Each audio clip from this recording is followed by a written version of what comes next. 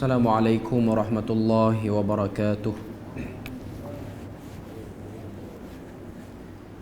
Innal hamdalillah nahmaduhu wa nasta'inuhu wa nastahdihi wa nastaghfiruh wa na'udzu billahi min shururi anfusina wa min sayyiati a'malina. Man yahdihillahu fala mudilla lahu wa man yudlilhu fala hadiya lahu. أشهد أن لا إله إلا الله وحده لا شريك له وأشهد أن محمدا عبده ورسوله. يا أيها الذين آمنوا اتقوا الله وقولوا قولا سديدا يصلح لكم أعمالكم ويغفر لكم ذنوبكم ومن يطع الله ورسوله فقد فاز فوزا عظيما. الحمد لله الذي بنعمته تتم الصالحات. ربنا آتنا من لدنك رحمة وهيئ لنا من أمرنا رشدا. اللهم آت نفسي تقواها وزكيها وأنت خير من زكاها أنت وليها ومولاها. Alhamdulillah, syukur pada Allah Azza wa Jal kerana dengan rahmat dan juga limpah kurnia yang Allah Ta'ala berikan dapat kita bersama pada malam ni sekali lagi untuk kita bahas perbahasan daripada khurafat, tahyul dan mistik di alam Melayu. Sebelum ni kita bahas bab yang pertama. Bab yang pertama, penulis Hafizahullah Ta'ala dia cerita di bawah bab pertama ni pada tajuk alam dan makhluk ghaib merupakan ujian dan bukti kekuasaan Allah Ta'ala kepada Bani Melayu. Itu yang cuba disampaikan oleh penulis untuk kita tengok dan kita lihat bagaimana benda-benda ghaib ini menjadi ujian dalam kehidupan kita. Ianya bertitik tolak daripada beberapa ayat firman Allah Ta'ala dalam surah Al-Baqarah, bila mana Tuhan ceritakan pada kita tentang ujian-ujian yang dia berikan, iaitu ayat 155 dan juga ayat 156 daripada surah Baqarah ni, surah Al-Baqarah. Allah Ta'ala sebut وَلَنَبْلُوَنَّكُمْ بِشَيْءٍ مِّنَ الْخَوْفِ وَالْجُوعِ وَنَقْصٍ مِّنَ الْأَمْوَالِ وَالْأَنفُسِ وَالثَّمَرَاتِ وَبَشِّرِ الصَّابِرِينَ الَّذِينَ إِذَا أَصَابَتْهُمْ مُصِيبَةٌ قَالُوا إِنَّا لِلَّهِ وَإِنَّا إِلَيْهِ رَاجِعُونَ. Ayat 157, أُولَئِكَ عَلَيْهِمْ صَلَوَاتٌ مِّن رَّبِّهِمْ وَرَحْمَةٌ وَأُولَئِكَ هُمُ الْمُهْتَدُونَ. Ayat ni biasanya orang akan sebut tentang ujian-ujian, senarai ujian yang Tuhan letak dalam kehidupan.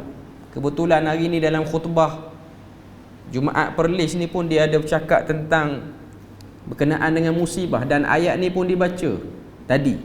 Orang yang dengar khutbah Perlis dia akan tahu ayat ni antara menjadi sisipan kepada dalil-dalil yang ada untuk bercakap tentang tajuk itu. Cuma untuk bab pertama, penulis dia nak fokus pada satu ujian Tuhan. وَلَنَبْلُوَنَّكُمْ بِشَيْءٍ. Tuhan kata kami akan uji kamu dengan sesuatu. Sesuatu itu minal khauf, daripada benda-benda yang menakutkan. Sebab memang kalau kita sebut khurafat, tahyul, mistik ni, ianya benda yang mendatangkan rasa takut dalam masyarakat kita. Rasa takut itu datang bila mana masuk saja bercakap saja bab topik berkenaan dengan makhluk ghaib. Sebab makhluk ghaib ini dia punya bentuk tak sama macam bentuk kita. Tambah pula kita tahu dia ada keupayaan boleh menyerupai dengan berbagai-bagai penyerupaan. Dan sudah pasti penyerupaan dia dalam bentuk-bentuk yang banyak itu tak lain tak bukan untuk menakutkan kita. Daripada rasa takut tu kita diuji. Cuma sebahagian tafsir bila mana sebut ujian rasa takut tu, dia akan fokus pada rasa takut dengan sebab keamanan tempat yang kita duduk tu terganggu. Rasa takut tu kerana duduk dalam situasi perang ataupun jenayah yang banyak. Tapi kalau takut kerana benda-benda gaib, benda-benda mistik ni, dia tak tenang, tapi dia punya cara mengatasi tu mengundang kepada benda lain. Itu yang nak disampaikan oleh penulis. Kalau kita tak rasa tenteram dengan sebab negara ni ada penjajah, kita ada dua pilihan. Pilihan pertama, bangkit lawan penjajah tu, halau dia ke tempat asal dia. Atau yang kedua, pilihan untuk tunduk supaya dia tak kacau kita, tapi kita duduk dalam satu penguasaan dia. Ada orang pilih untuk halau, ada orang pilih untuk tunduk pada musuh yang jenis boleh tengok dengan mata ni. Takut tu datang kerana ada orang kacau keamanan. Yang kedua, takut tu datang kerana makhluk-makhluk gaib ni. Kaedah dia sama juga. Bila mana datang rasa takut pada makhluk gaib ni, ada orang pilih untuk halau dan ada orang pilih untuk berdamai dengan makhluk gaib tu. Yang menjadi isi paling banyak diulas dalam buku ni ialah tunduknya sebahagian masyarakat untuk berdamai dengan makhluk ini. Membuat jamuan-jamuan kepada makhluk-makhluk gaib ini yang ditakuti ini, sebab percaya makhluk gaib ni memang ada kebolehan dan keupayaan untuk mengganggu gugat ketenteraman. Sedangkan bila mana kita tengok Nabi ajar pada kita cara berinteraksi dengan makhluk-makhluk seperti ini ialah dengan buat tak peduli, sebab kuasa yang ada pada mereka sangat terhad. Tapi dengan sebab cerita-cerita, cakap-cakap yang berlega-lega, bila mana orang kata hantu ni dia boleh buat ini, jin ni dia boleh buat itu dan ini, mambang ni dia boleh buat itu dan ini, cerita itu berlegar, cerita itu didengari oleh sebahagian besar orang, tiba-tiba rasa takut dia entah daripada mana datang. Dan itulah yang diidamkan oleh makhluk-makhluk seperti ini, supaya kita takut. Takut kita tu berubah menjadi hormat pada dia, berubah menjadi kena beri sajian, kena jamu sekian, kena buat upacara sekian, kena buat ritual sekian. Sedangkan makhluk gaib ni ujian Tuhan untuk dekatkan diri kepada Tuhan, bukan untuk kita dekatkan diri pada dia. Ujian Tuhan suruh kita buang, lawan, ubah ideologi, cara fikir. Makhluk ni bukan makhluk yang untuk kita buat bincang kalau ada apa-apa problem. Bukan makhluk ni. Ada apa masalah dalam hidup, bukan kita berdamai dengan makhluk ni. Ada problem pada tanaman, ada problem keselamatan harta benda, rasa takut zuriat-zuriat kita yang duk jauh, bukan buat deal, bukan buat perjanjian dengan makhluk ni. Sebab makhluk ni kalau kita buat perjanjian, di belakangnya ada risiko. Risiko dia, walaupun ianya risiko yang agak berat, mungkin sebahagian orang dia akan nampak kalau kita buat perjanjian dengan syaitan apa-apa semua ni, maka kita akan dapat risiko, mungkin orang yang kita sayang akan mati, mungkin apa-apa benda yang kita sayangi akan terganggu gugat. Itu salah satu yang kita takut. Cuma yang paling bahayanya ialah digadaikan tauhid. Itu yang paling bahaya. Sebab tu dalam surah Jin, bila mana Tuhan sebut sebahagian manusia minta tolong dengan jin, tak bertambah pada proses minta tolong tu, rahaqa fazaduhum rahaqa wa annahu kana rijalun minal ins ya'udzuuna birijalin minal jin fazaduhum rahaqa. Sebahagian manusia minta lindung dengan jin, tak bertambah dalam proses minta lindung tu, melainkan sesat yang bertingkat-tingkat, sesat yang berlapis-lapis. Rahaqa ni sesat yang kita tak perasan. Oh, sesat rupanya benda ni. Oh, salah rupanya benda ni. Rupa-rupanya benda ni boleh batal akidah. Tak tahu pun, sebab duk buat ritual ni semua dapat. Buat perjanjian dengan dia, suruh dia jaga kebun kita. suruh dia jaga kenderaan, suruh dia jaga rumah, kita buat perjanjian, kita pun buat ritual untuk dia tu beri apa yang kita nak, sembelih itu. Sebab yang dia nak, satu orang manusia sepatutnya dia sembelih binatang kerana Allah, dia tak sembelih dah kerana Allah, dia sembelih kerana benda lain dah. Cukup dah tu, itu dah cukup untuk mencederakan akidah, dah cukup. Tak perlu masuk tokong sembah patung berhala, tak perlu, yang tu jauh. Sebab orang-orang yang duk buat benda ni ialah orang-orang masjid, dan orang-orang masjid yang datang masjid walaupun taklah melazimi masjid secara rutin, tapi untuk suruh dia pergi masuk rumah berhala agama lain, sembah macam orang agama lain sembah, dia tak akan mampu buat, ataupun dia tak buat sebab dia tahu benda tu kesalahan yang nyata depan mata. Tapi kalau suruh yang jenis macam ni, dia okey. Minta dengan syaitan, minta dengan makhluk tertentu untuk bagi muka ni cantik sampai ketua, pakai susu. Yang ni tak apa. Sebab yang ni tak perlu masuk tokong pun.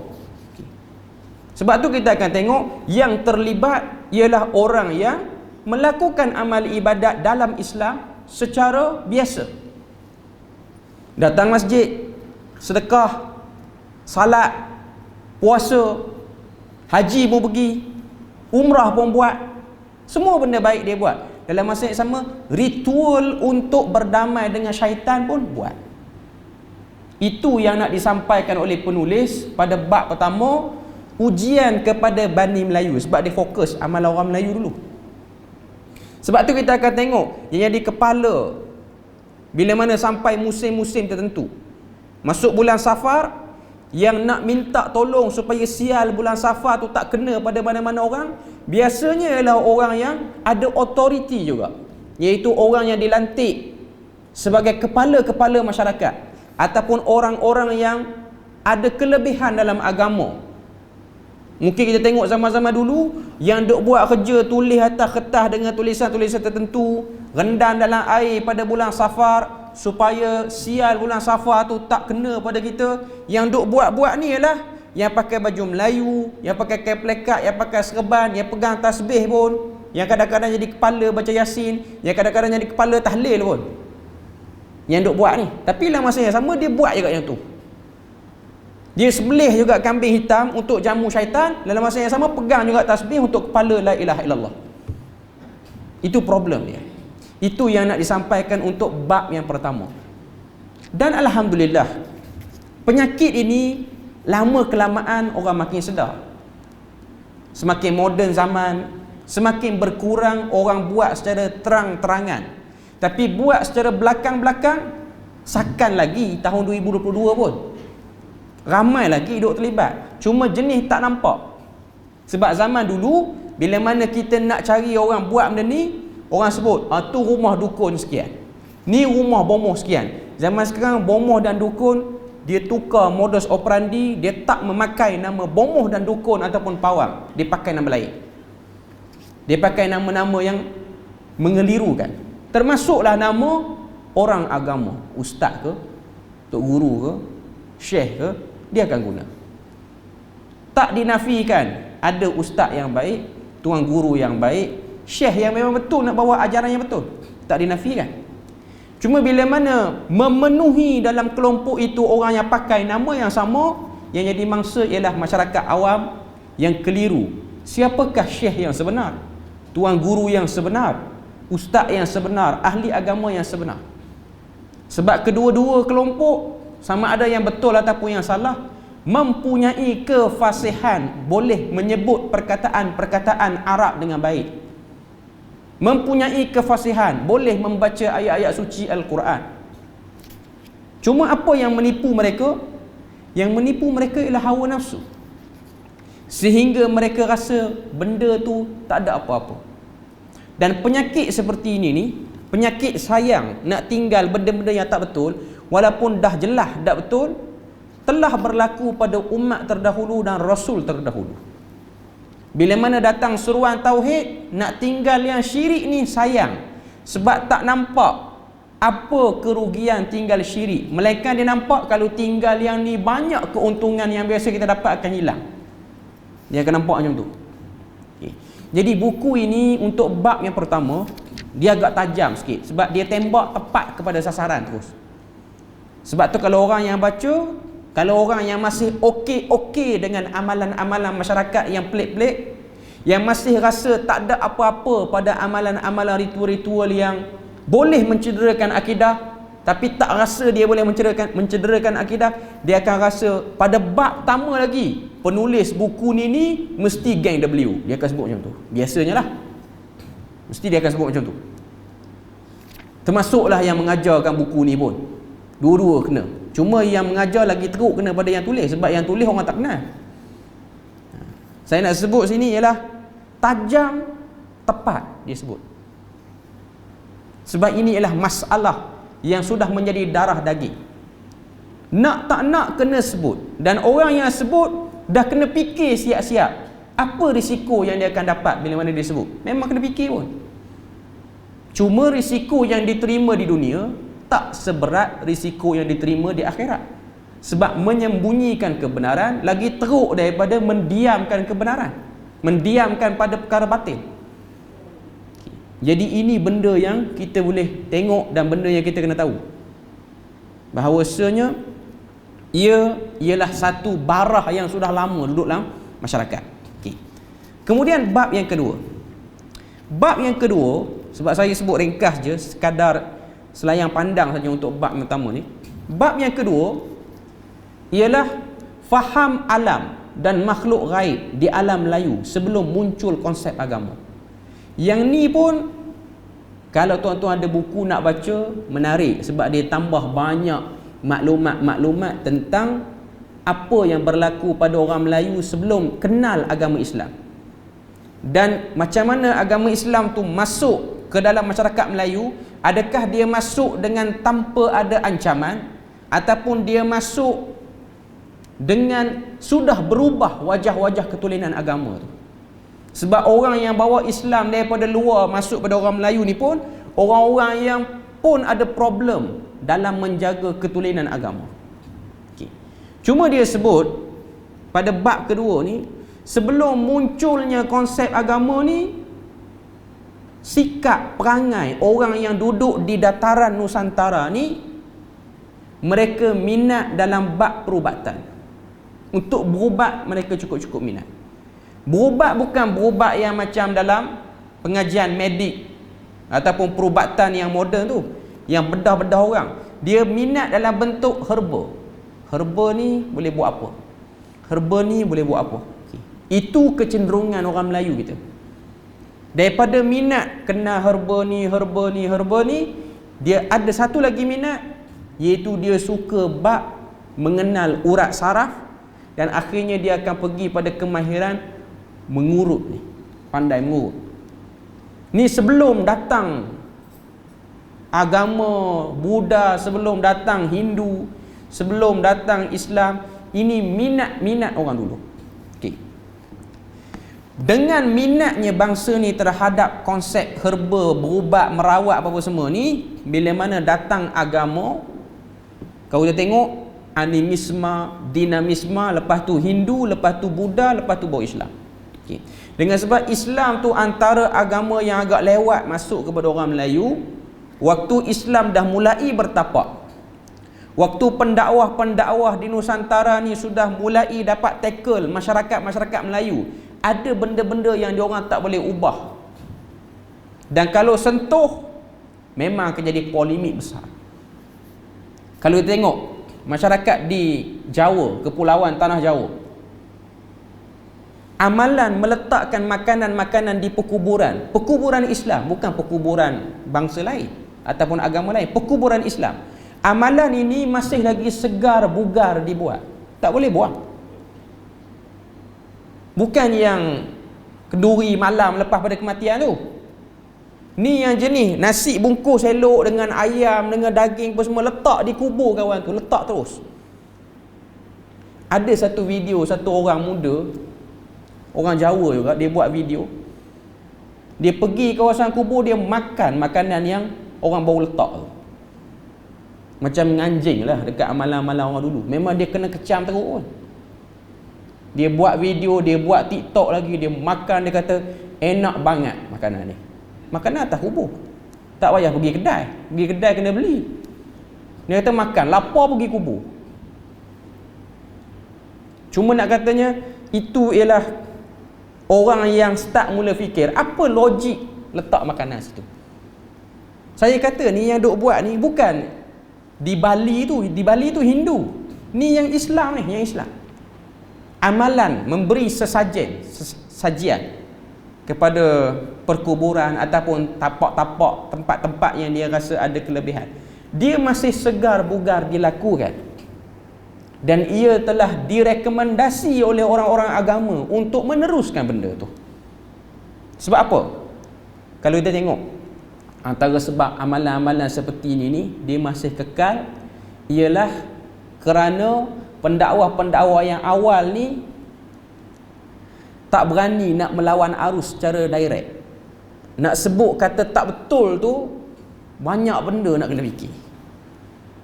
Dia macam berlapis-lapis. Sebut tak betul, aku kena halau pada kampung ni. Kalau halau terhormat boleh tahan, halau dengan tak terhormat. Sebab mungkin sebahagian pengikut ataupun penduduk tempat tu dia ada sifat agresif dia. Sebab tu orang kata orang Melayu ni lembut, orang Arab ni kasar. Tapi lembut-lembut orang Melayu, sihir orang tak mudah juga. Arab dia kurang bab tu. Dia nak bergaduh, dia bergaduh betul. Dia nak tumbuk sama depan, dia tak larat, dia cari bomoh siap. Itu sebahagian bangsa kita. Tak puas hati orang meniaga kedai sebelah, nak beritahu tak gamak, nak beritahu rasa tak boleh. Last kali sihir, jual goreng pisang je pun tak nampak kedai kawan tu. Kedai yang kecil dah, pergi sihir pula, yang asalnya separuh nampak jadi hilang habis gelap. Bergaduh pada benda-benda yang seperti itu. Tapi sebab tu orang buat main benda ni. Kalau betul ilmu sihir itu memang betul ada, okay. Tapi nak kata ilmu sihir ni bersekongkol padanya syaitan yang jahat, tuan-tuan suruh bomoh siam ke, tuan-tuan suruh orang-orang yang terlibat dalam ilmu perbomohan ni, suruh dia orang bomohkan pemimpin-pemimpin jahat dunia. Suruh dia orang bomohkan Presiden Israel, tak jalan. Tak makan sihir tu, tak pergi. Tak payah suruh ni lah Israel, tuan-tuan suruh bomoh orang yang isap dadah tu, suruh bomoh buat, tak jalan. Orang isap dadah sengih je. Sebab tu tuan-tuan tengok rumah yang orang kata berantu, geng-geng dadah ni masuk duduk, dia tak jalan. Sebab apa? Sebab benda ni dia satu kelompok, dia tak akan jalan. Kalau benda tu daripada kumpulan yang jahat, dia tak akan jalan. Saya bukan nak kata sihir tu tak wujud, okay. Cuma nak kata sihir ni dia akan ganggu yang kecil-kecil ni ya. Sebab tu kalau kita pergi sihir general tertinggi Angkatan Tentera Israel, tak jalan. Mungkinlah kena sikit-sikit, tapi Iblis kata tak boleh yang ni. Sebab dia nak lulus tu, dia kena lalu Iblis dulu. Tak jalan lah. Ada nak khianat kawan sendiri, ini dah elok dah ni, dah jahat elok lah, tak perlu lah. Tapi kalau buat pada imam, sebulan imam tak datang tugas, tanya sebab apa? Kena sihir. Banyak kes macam tu berlaku. Memang orang suka sihir orang-orang macam ni lah. Sihir Bilal.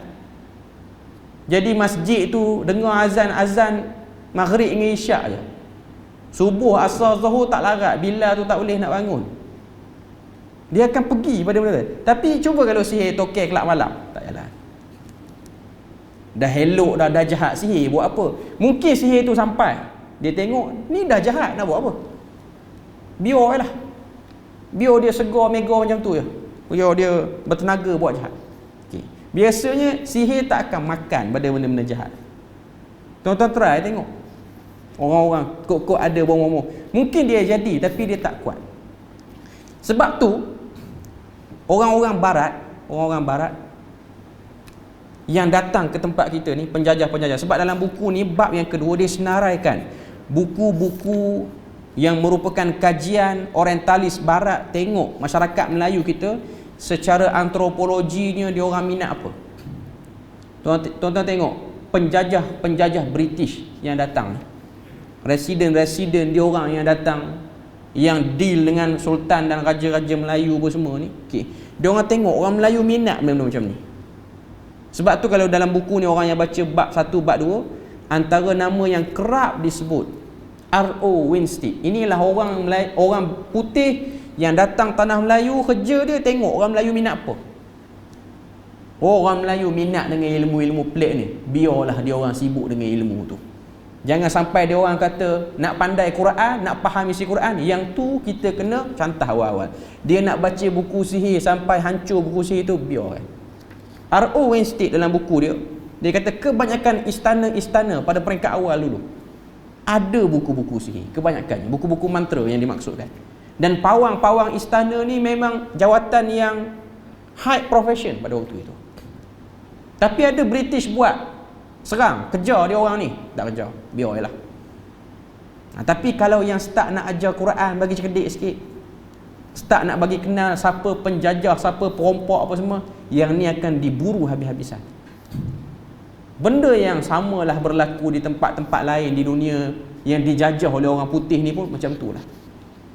Tuan-tuan pergi ke Afrika, tengok orang Afrika yang sibuk dengan sejenis sihir yang menjadi amalan dia orang. Voodoo. Bukan bodoh, voodoo. V-O-D-O. Siap ada pasar lagi. Padahal negara ni bukan negara maju pun, tapi masyarakat dia sibuk dengan sihir tu. Ada pasar jual tumbal-tumbal sihir ni.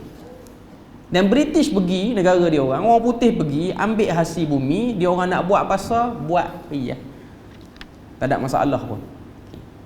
Tapi kalau ada orang perasan British ni datang curi hasil bumi kita, yang ni kena kejar. Sampai ke lubang cacing pun kena cari. Kalau dia nak bomoh, nak perasak sampai penuh mangkuk tempayan apa-apa semua, perasak. Dia nak pusing geluk jampi apa semua, dia buat. Yang tu tidak mengganggu proses imperialisme yang kita jalankan. Sebab tu kalau tuan-tuan tengok dalam buku ni, memang banyak penulis-penulis datang daripada barat. The Malay Magician, R.O. Winstead yang tulis.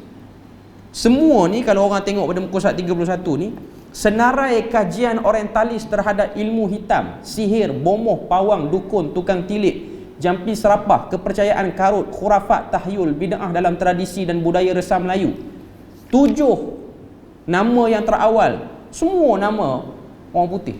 Tak ada seorang nama Muhammad Abdullah, tak ada.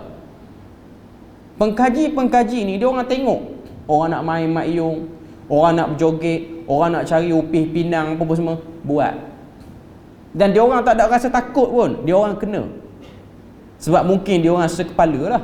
Okay. Cuma nak katanya kajian-kajian ini ialah kajian yang wujud. Tak ada orang boleh nafi sebab ianya ialah satu benda yang memang ada. Lepas daripada merdeka apa semua ni, barulah ada kajian tempatan orang-orang Melayu kita buat. Kalau tengok antara yang banyak tulis Dr. Amran Kasimin, tapi buku dia semua dalam bahasa Inggeris. Farouk Yahya yang dah kita sebut pada awal-awal kuliah buku ni dulu. Ni antara yang banyak bongkarkan, tapi dia bongkar di barat, dia tak bongkar di sini. Sebab dia tahu bongkar sini orang akan lawan. Sebab masyarakat kita ni dia tak boleh, dia terkejut nak cerita benda-benda yang agak sensitif ni, dan orang yang cerita tu pun kadang-kadang dia tak sanggup tanggung kecaman orang. Tu sebab tak cerita. Tu antara sebab buat diam ialah apa yang berlaku. Okey. Cuma nak katanya bab 1, bab 2 buku ni dia akan bawa kita faham konsep sakit dan penyakit, rawatan dan pengubatan. Sebelum datang agama ni, inilah antara konsep yang membantu suburnya amalan-amalan khurafat tu. Sebenarnya herba ni cukup rebus bagi minum, hilang sakit tu. Tapi nak bagi power lagi khurafat dia tu, waktu ambil herba kena baca mantra sekian, waktu rebus kena baca mantra sekian. Rebus tu pula tak boleh pakai dapur biasa, kena pakai tungku kaki 3. Lepas pada tu pokok tu tak boleh ambil pokok tempat biasa-biasa, kena ambil dekat kubur kawan ni, kena ambil dekat rumah tinggal sini. Syaitan yang mix, orang kata apa, blend sekali benda tu, bagi dia nampak menakutkan, bagi dia nampak orang kata apa, menyeramkan. Dan akhirnya cerita-cerita tu dibawa ke seluruh masyarakat, dan masyarakat pun rasa takut, masyarakat pun rasa rasa seram. Sebab tu kalau tuan-tuan tengok cerita-cerita hantu ni, tahun berapa pun, zaman apa pun, biasanya nilai cerita hantu ni tak jatuh, orang minat. Tuan-tuan tengok filem-filem baru yang ditayang di pawagam ni, kebanyakannya genre dia ialah mistik. Mai orang tengok. Takutnya hantu. Tengok waktu maghrib, sembahyang maghrib pun tak. Pergi sinema, cerita start 6.45, habis 9 suku. Maghrib tak ada dah situ. Lepas pada tu, teruk betul khurafat orang Melayu. Dia yang kata. Dia tu maghrib dah tinggal dah situ. Dia punya, orang kata apa, nak nampak kan, orang kata apa, benda tu bahaya. Okay. Tapi itulah hakikatnya, penguasaan, kekuatan tu tidak ada, tidak wujud. Okay. Jadi untuk bab 1, bab 2 ni, dia nak sebut tentang gerbang-gerbang yang menyebabkan benda ni tak boleh buang. Benda ni masih lagi wujud, masih lagi meresap dalam masyarakat. Cuma dia akan upgrade dari segi istilah. Istilah tu akan berubah sedikit demi sedikit. Contoh, 7 bintang yang diimani oleh orang-orang Babylon sebagai bintang yang berkuasa. Seru 7 bintang ni, termasuk matahari lah, bintang tu mewakili planet apa semua. Seru 7 bintang ni, semua benda akan dapat di dunia. Semua benda akan dapat. Okay. Bila mana orang Islam dah makin ramai, ataupun benda ni masuk dalam masyarakat Islam, dia tak panggil 7 bintang tu 7 bintang. Dia akan panggil Ismullahil A'zam, nama Tuhan yang Maha Agung. Dia akan panggil macam tu. Sebab tu kalau tuan-tuan tengok dalam wafak, tangkal yang orang letak sebagai pelaris apa semua, biasanya dia akan ada bintang. Bintang macam bendera Israel tu. Bintang macam tu. Lepas tu huruf hijaiyah yang tunggal, satu.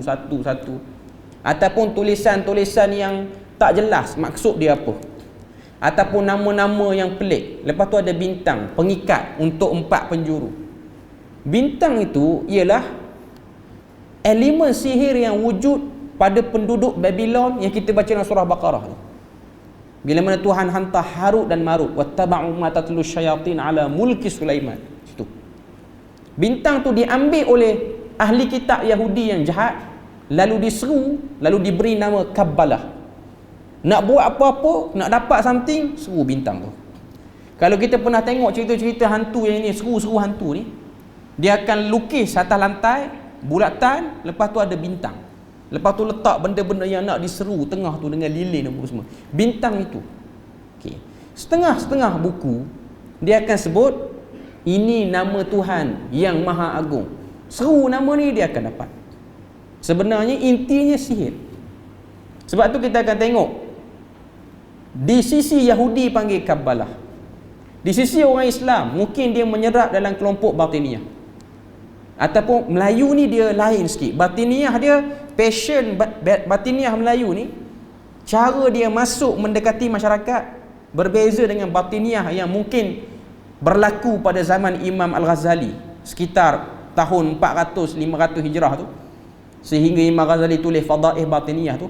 Fadaih Batiniyah tu pun banyak dia sebut tentang penyelewengan Batiniyah ni ialah blend dalam tu benda-benda khurafat ataupun sihir yang ada dalam tu. Okay. Cuma masyarakat Melayu ni dia lebih dikenali dengan ilmu hikmat ataupun ilmu mujarabat Melayu. Biasanya macam tu. Biasanya dia akan bawa dengan nama itu. Okay. Jadi benda-benda ini dia punya pattern sama. Dia punya pattern sama. Ada satu orang pengkaji daripada Indonesia, dia kaji mantra-mantra Jawa, sihir Jawa ni, dan juga mantra-mantra yang dijadikan sebagai mantra sihir ketika mana zaman Mesir kuno. Dia punya bunyi tu beza, tapi dia punya maksud dalam mantra tu sama. Apa yang dia orang suruh? Dia orang suruh jin ifrit mana sama. Cuma yang ni ayat Jawa, yang tu ayat Mesir purba punya. Sebab tu setengah-setengah pengamal ilmu-ilmu yang ilmu hitam ni kita sebut, dia orang mengidamkan supaya tangkal-tangkal ni ditulis di atas kertas yang dibuat pada satu bahan. daripada satu pokok, iaitu pokok papyrus yang ada di tepi sungai Nil tu. Orang kita kalau pergi holiday ke Mesir ni, masuk tempat piramid yang 3 tu, Khufu, Mangkara, dan juga ada satu lagi dia punya piramid tu. Okey. Orang yang jual souvenir tu, yang jual cendera hati tu, biasanya akan ada, dia akan jual bookmark, penanda buku yang dia buat daripada kertas khusus. Kertas tu diguna pada tamadun Mesir Purba daripada daun papyrus yang duduk tepi sungai Nil. Daun dia tu macam daun yang orang buat ketupat tu, macam daun palas, boleh buka juga. Dia boleh buka. Okey, cuma dia ada proses. Itu antara kemuncak kemajuan tamadun Mesir Purba sebab dia orang boleh buat kertas. Sebab menurut ahli sejarah, sebuah negara ataupun sebuah kerajaan, tanda kemajuan dia orang boleh buat kertas ada mata wang duit sendiri. Itu tanda-tanda dia. Okey. Jadi daun papyrus ni akan dijadikan sebagai daun untuk buat tangkal-tangkal. Nak lipat, nak bungkus sekali. Kebanyakan dia kata pengamal-pengamal ilmu hitam di tanah Jawa ni memang dia nak daun tu. Sebab daun tu lebih mujarab. Kalau pakai kertas A4 biasa tak jalan sangat. Boleh tapi dia tak kuat. Sebab apa? Susu galur dia sama. Tuan-tuan baca Quran, tuan-tuan akan tengok pertembungan antara Nabi Musa dengan ahli sihir Firaun. Sebab tu sihir-sihir ni dia bukan benda yang, kita jangan ingat silibus dia lain. Zaman Nabi Musa lain. Dia sama saja. Cuma dia tukar bahasa merujuk pada bangsa yang menerima ilmu tu. Macam kita Melayu ni, kita jangan, sebab tu orang bila mana kita kata ini sihir, dia tak boleh sebab dia bayang sihir ni macam yang zaman-zaman dulu. Yang kebanyakan duk buat ni bukan sihir, ini ikhtiar. Dia akan terkeliru situ. Dia akan nampak ni ikhtiar ni bukan sihir. Kita ikhtiar. Kita baca ayat-ayat ni, kita berikhtiar pada Allah, tapi dalam ikhtiar tu minta pada benda-benda yang tak jelas. Minta pada benda-benda yang tak diketahui. Dan ianya sudah larut lebih pada 500 tahun. Tuan-tuan boleh bayang. Satu pemikiran yang orang daripada luar biasa, akhirnya dia jadi biasa. Dia jadi normal. Tiba-tiba datang orang nak beritahu benda ni tak betul, benda ni jijik, kotor, bahaya pada akidah. Tak akan mudah untuk orang terima. Tak akan mudah. Sebab tu kita tengok ada setengah-setengah masyarakat Melayu ni, dia punya pantang larang tu keluar daripada benda-benda yang kita sebut sebagai mistik, khurafat, tahyul. Sebab tu ada orang, bila mana orang datang minta anak dia nak kahwin, dia akan tanya, yang nak kahwin ni anak sulung ke anak nombor 3? Lepas tu dia kata, yang lelaki nombor 3 tak boleh sebab yang ni bongsu. Kahwin 2 ni jahanam rumah tangga. Dia tahu mana? Ramalan dulu. Dia kata kalau nak bagi kahwin, genap dengan genap, ganjil dengan ganjil. Sebab yang bongsu ni nombor 6. Kalau nak bagi yang nombor 3 tu, kena bagi yang nombor 5. Dia kena bagi witir. Witir ni maksud dia ganjil. Jangan bagi angka yang sama. Ini dia panggil ilmu abjadiyah. Datang dari mana? Datang daripada inovasi dalam ilmu sihir. Sebab ilmu sihir ni dia menerima inovasi. Dia menerima penjenamaan baru. Dia bukan macam ilmu tauhid. Ilmu tauhid daripada dulu sampai sekarang. Tapi bagi ilmu sihir ni dia ada inovasi. Boleh seru, boleh panggil, walaupun bahasa lain, bahasa yang berbeza. Dan orang akan seronok bila mana dia buat, dia dapat. Bila mana dia tunjuk benda tu, jadi. Tapi biasanya dia ada berbagai-bagai bentuk. Sebab tu kita akan tengok pada bab ketiga yang akan kita sebut pada kali yang akan datang. Penulis dia senaraikan macam mana mistik, khurafat, tahyul ni boleh masuk dalam 8 suasana kehidupan masyarakat. Boleh masuk dalam hiburan, boleh masuk dalam hal-hal bermasalah. Hiburan pun dapat. Macam mana cara nak berhibur? Nak bagi hiburan tu menarik, ada zuk. Seru dulu jin, seru dulu. Orang kata apa? Semangat-semangat mambang. Sebab tu setengah-setengah orang yang bergiat dalam tayangan, tarian, kebudayaan ni, saya bagi contoh lah. Sebab dalam buku ni ada sebut. Bila mana nak buat persembahan wayang kulit di setengah-setengah tempat di Pantai Timur, sebelum orang kata apa, orang yang boleh banyak suara tu, saya tak ingat istilah dia apa, yang pegang wayang kulit tu, sebelum dia meletakkan watak-watak di layar wayang kulit tu, dia ada satu upacara, nama dia upacara pembukaan panggung. Nama macam okey, kita ingat buka panggung setakat pacak stand, baiki-baiki skru, bukan yang tu. Pembukaan panggung ni ialah dengan baca mantra dulu, keliling, berasap. Sebab tu kita akan tengok bila mana persembahan tu dibuat sampai dekat bacaan-bacaan kata apa, dialog dia tu. Tuan-tuan kalau tengok wayang kulit yang kelakar ni, yang moden ni dia tak dah. Yang lama-lama dulu, yang menghikayatkan Ramayana, Mahabharata yang dulu-dulu. Zaman tak ada TV dulu. Ini jenis hiburan. Okay. Tiba-tiba ada orang macam histeria. Tiba-tiba. Okay. Dia perasap punya watak-watak tu dulu apa semua. Sebab boleh jadi yang bercakap tu pun dah masuk benda lain dalam badan dia.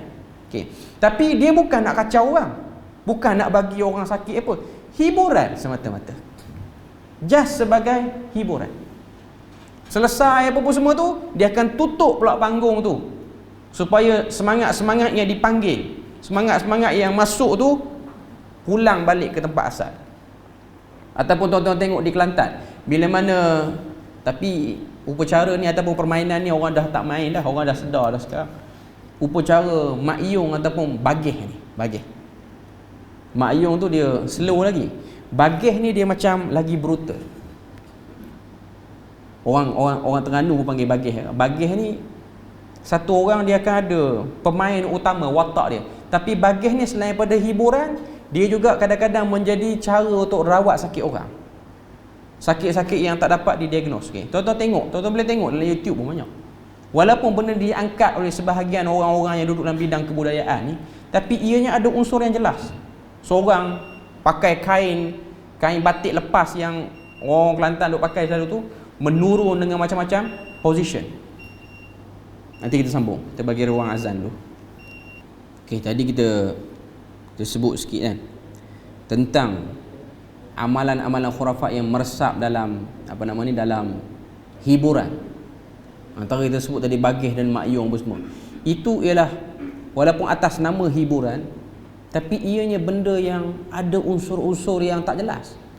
Sebab kita akan seru orang-orang, bukan orang lah, dia akan seru semangat-semangat ataupun makhluk-makhluk yang tak diketahui, yang sudah pasti dalam majlis tu dia datang, dia tak akan bawa benda-benda yang okey pada agama ni. Dia akan bawa benda-benda yang mengelirukan, tambah pula dengan percampuran antara lelaki dan perempuan yang jelas. Cuma nak sebutnya nanti bab ketiga kita akan tengok. Penulis dia akan takrifkan khurafat, tahyul, mistik tu apa. Kemudian dekat mana masyarakat ni dia suka benda tu ataupun dia terlibat di mana. Dan kita akan tengok kenapa benda ni tak boleh dibuang walaupun di zaman yang moden seperti sekarang. Kita jangan ingat tak ada dah kot, orang tak buat dah. Masih ada orang buat. Sebab kita kena kembali pada teori awal yang diletakkan dalam buku ni. Manusia terlibat dengan benda ni sebab nak memuaskan 5 unsur. Kalau tengok teori yang dia sebut, teori Abraham Maslow yang dah disebut pada peringkat awal tu, 5 benda yang nak dipuaskan dalam kehidupan manusia ni ialah 5 unsur. Apa dia 5 unsur tu? Iaitu yang pertama, paling bawah sekali, fisiologi, keperluan fisiologi. Makanan, minuman. Nak bagi makanan cukup pun terpalit padanya benda-benda khurafat, tahyul, mahyul. Yang kedua, nak bagi selamat, unsur kedua. Nak bagi kita tak kena kacau. Yang ketiga, nak bagi orang sayang pada kita dan rasa sayang tu tak pergi pada orang lain. Yang keempat ialah rasa hormat. Nak supaya orang hormat. Nak supaya orang bersama dengan kita. Sebab itulah saya sebut, minta maaf saya sebut sikit, musim-musim pilihan raya ni, ada orang yang nak supaya hormat orang tu kekal dengan dia, dia buat benda-benda macam ni. Tak semua, tapi ada. Sebab tu kita akan tengok, ada dulu sebahagian ahli politik dulu-dulu mengidamkan benda-benda yang boleh menundukkan orang. Tuan-tuan tengok dulu, orang pakat duk cari tongkat Soekarno yang dia selalu duk kepit tu dengan songkok dia. Sebab apa? Tongkat tu boleh tundukkan orang. Berapa juta harga orang sanggup beli. Dan benda ni diminati oleh orang-orang politik lah pada zaman tu. Nak suruh orang tunduk, cakap je orang terus undi kita. Benda tu ada. Bukan, kita jangan ingat tak ada kot dia sembang. Ya, wujud. Tapi mungkinlah kita yang tak dekat sangat dengan dia orang tak rasa benda tu. Tapi yang dekat akan tahulah penyakit sebenarnya. Termasuklah orang-orang yang duduk dalam bidang popularitis ni. Popular, orang menyanyi ke apa semua, benda tu wujud. Okay. Dan yang paling teruk sekali terlibat dengan benda ni untuk kepuasan saja. Dah tak ada apa dah nak buat atas dunia ni, buatlah benda-benda macam ni, kacaulah mana-mana orang. Ini ialah 5 unsur kehidupan manusia. Agama datang, dia balance benda ni. Tapi kalau orang tu tak duduk dalam ruang rangka agama, maka dia akan langgar kelima-lima unsur ni dengan terlibat dengan macam-macam benda yang tak betul. Terutamanya benda yang khurafat, tahyul dan mistik ni lah. Okay. Cuma nanti kita akan tengok pada bab yang ketiga. Jadi setakat itu saja untuk kuliah kita pada malam ni. Moga Allah Ta'ala beri pada kita rahmat dan berkat. Subhanakallahumma bihamdik, asyhadu an la ilaha illa anta wa astaghfiruka wa atubu ilaik. Wassalamualaikum warahmatullahi wabarakatuh.